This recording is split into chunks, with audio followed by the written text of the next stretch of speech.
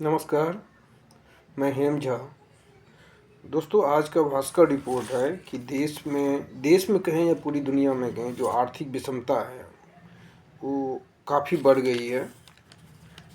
और इस रिपोर्ट के हिसाब से पिछले 2 दशक में जो दुनिया में जो आर्थिक विषमता की जो खाई है वो लगातार बढ़ती जा रही है।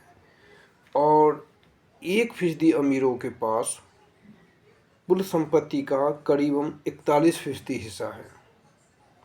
और भारत भी इससे अछूता नहीं है। भारत में भी यह अमीर और गरीब के बीच में जो खाई है वो बहुत तेज़ी से बढ़ी है।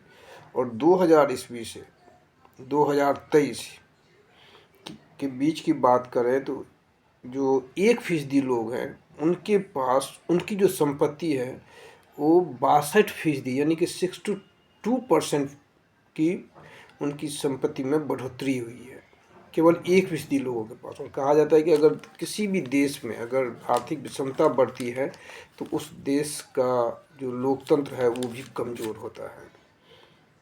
एक अमेरिकी लोकतांत्रिक विचारक है बर्नी सैंडर्स, उनका एक स्टेटमेंट है कि अगर कुछ लोगों के पास सब कुछ हो और बहुत लोगों के पास कुछ भी न हो तो वह समाज या वह देश लंबे समय तक टिक नहीं सकता।